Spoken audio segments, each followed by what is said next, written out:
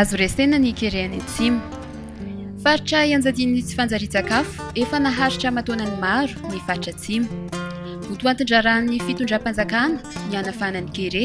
Fanamby sy velirano manokana ny anavotana sy ny amonjena ireo mpiray tanindrazana iajadian'ny Kere aty Atsimon'ny Nosy. Ary resy lahatra tanteraka ao fa azo atao tsara ny manarina sy mampandroso an'ity faritra Atsimon'ny Nosy ity. Antony tarihan'ny filoham-pirenena ny fikaonan-doham-paritra tao Taolagnaro ny 12 sy 12 Jona 2020 sy 2020. Napetraka ireo vahaolana maharitra ahafahan'ireo vahoaka marefo miarina sy mivelona eo amin'ny fambolena sy fiompiana ary manana fahavitatena ara-tsakafo maharitra. Anisan'ireo lahara-pahamehana ny fanajariana ny tany mba hisian'ny asa fambolena sy fiompiana goavana toy ny ao ifotaka izay nanombohana ny tetikasa titre vert amina velaran-tany 200 hektara ny 30 septambra 2020 sy 2020 iarahan'ny ministera amin'ny fambolena sy fiompiana miasa amin'ny fandaharana asa fiariana. Tany mirefy 10 metatra tora-droa no natolotra tsirairay ireo fianakaviana 20 mpitsitrika voalohany. Ahitana trano fonenana, trano fiompiana, toeram-pambolena amina velaran-tany voajary sy voatondraka, miampy osy sy akoho gasy, fitaovam-pambolena maro ary masom-bolo voafantina no natolotra ireo fianakaviana andiany voalohany mba ahafahan'izy ireo mamokatra sakafo mahavelona sy miary avy hatrany. Ny zavatra fantarantsika dia ny filoham-pirenena mihitsy no nandray fanapahan-kevitra goavana sy makadiry. Raha eo anatin'izay mba tsy lazako hoe mety mahazo rotelo ny velirano izay mahasahana ny fambolena sy ny fiompiana. Raha tsy laza afa-tsy ny velirano fahasivy izay manamarika ny fizakantena ara-tsakafo. Ka ny amin'ny resaka fambolena sy fiompiana dia afaka milaza ny tena anay satria dia nandray tsoakevitra na résolution ndray matao filoha mba hametrahana n'izay vinanasa mpampandrosoana sy ny lalatsaina napetran'izay dia raha eo anatin'izay ny resaka titre vert izay anisan'ny tetikasa goavana. Anisan'ireo mpahazo tombotsoa imara, manambady ary mananjanaka izay efa manajary ny tany sy mivelona amin'ny famokarana ankehitriny. Zahay amizao misy fiovana fambolea ay fa mihavokatsy osy ay terateraka voro ay teraka akoho ay teraka de zahay miadagna soa plasy ay fa mamboly zahay traka mamboly crozet mamboly tongolo na fa resaka trakatraka aby le amboly ay aby.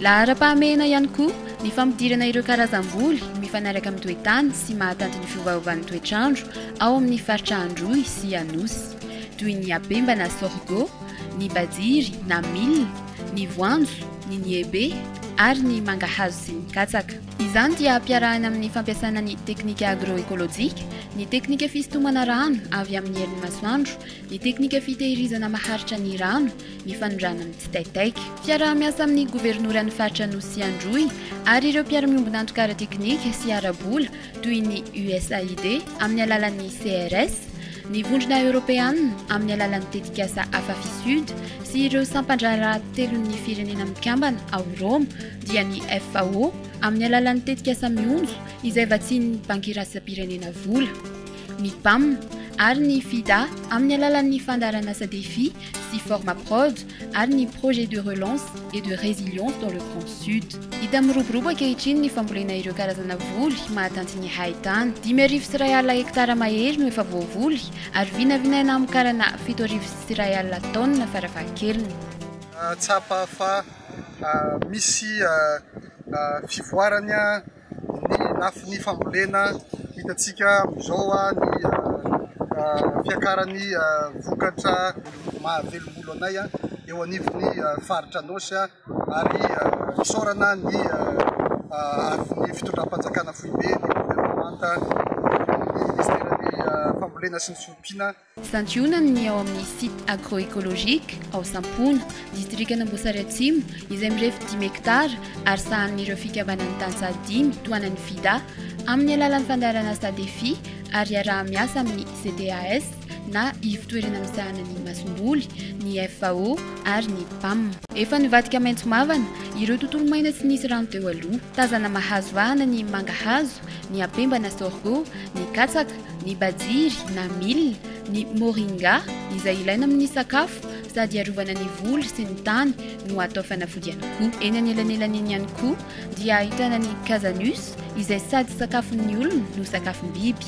Hita ao amin'io bloc écologique io ireo REPS, réservoir d'eau plein de sable, izay ahafahana manangona sy mitahiry rano azo avy amin'ny ranonorana miady 30 metatra toratelo mandritra ny fotoana maharitra. Teknika fisintomana rano avy amin'ny herin'ny masoandro no ampiasaina ary teknika fanondrahana amin'ny tsitaitaika na irrigation par goutte à goutte.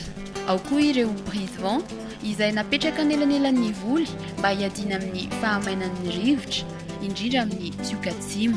Miroborobo ny famokarana ary velom-boly ireo fianakaviana marefo satria efa nahavokatra ary efa mihinana ny vokatry ny taniny ka vonona hiatrika ny mety ho fisian'ny haintany any aoriana. Le izahay eto tena sahiragny noho ty sakafo egny. Le fabajiry avao ty sakafo ay iveloma ho ana ay io. Fa tsy misy raha tama ay sasa. Lany ndra ty akoho ay mety finga ay amity valagny ay igny avarotsy. Fa na fa misy bajiry le igny ty tena foto-tsakafo ay. Tsy mahareraky tiana ay. Ndra tiana ay kidikidiky na mihinagna fa mahazo mihinagna azy. Mihisa avao iajajay na fa votsy bajiry.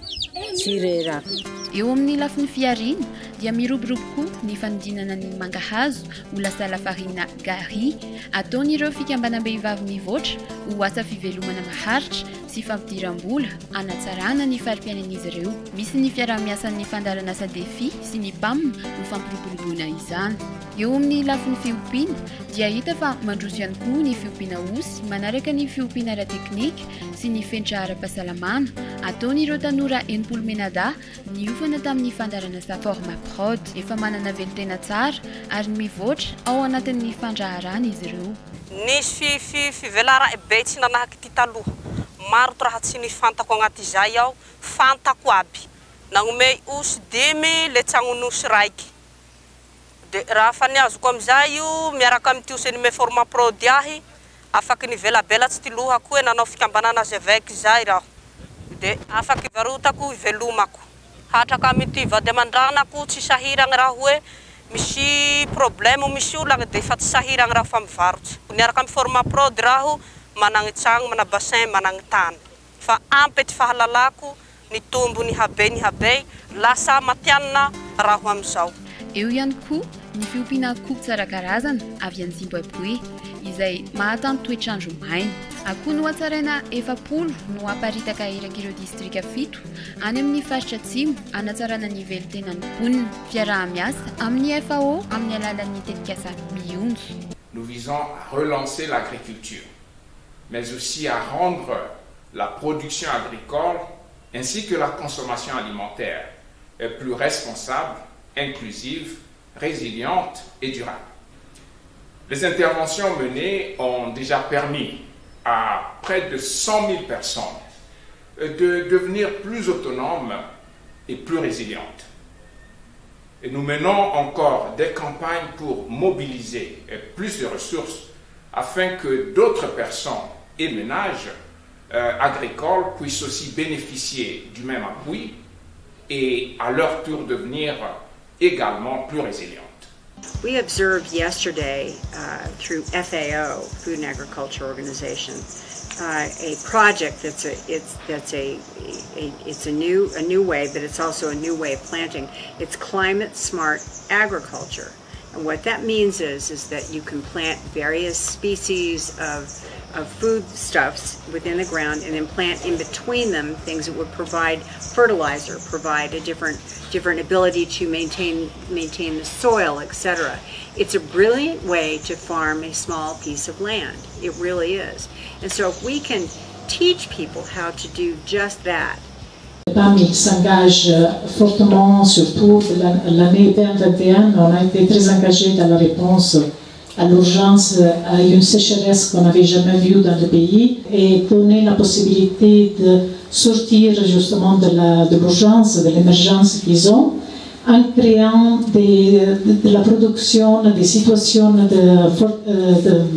de résistance, disons, avec des cultures qui sont adaptées au choc climatique et sont aussi mieux adaptées à la nutrition aussi, parce qu'on parle surtout du sorgho, qui est un aliment qui est beaucoup plus nutritif et il est plus résistant à les cultures, à les conditions climatiques du sud, donc à la sécheresse.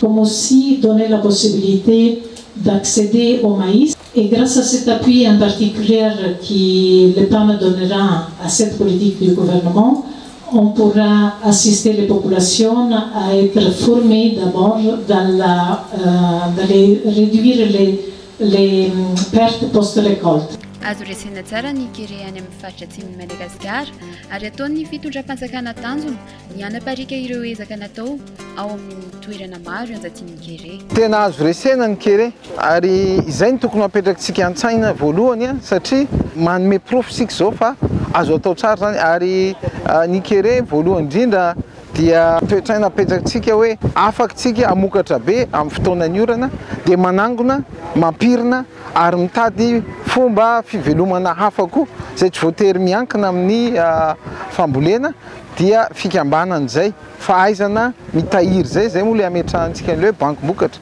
fahaizana mitahiry ametrahantsika bankina masomboly, fahaizana ihany koa mampitombo ny fiariana amin'ny alalan'ireo asa samihafa toy ny fiompiana ihany koa dia ahafahan'ireo vahoaka aty amin'ny faritra Timothy miatrika an'izany fiovan'ny toetrandro zany satria zay fahaizana misadapte osika hoe adaptation au changement climatique mizatra ary manana vahaolana manoloana zay fiovaovan'ny toetrandro zay efa fantatsika fa tsy maintsy iainana amin'ny fotoana misy antsika zao satria dia anisan'ny tratran'izany ny firenena malagasy ary indrindra moa ny aty amin'ny faritra aty mivokatra zay fiovaovan'ny toetrandro zay misy azo atao hoe tsy avy amintsika kory satria misy ireo firenena lehibe zay tena manao fomba famokarana sy indostria lehibe manimba n'ilay fiarovana natoraly ka mahatonga an'izao haintany miandrady aty amin'ny faritra atsimo zao.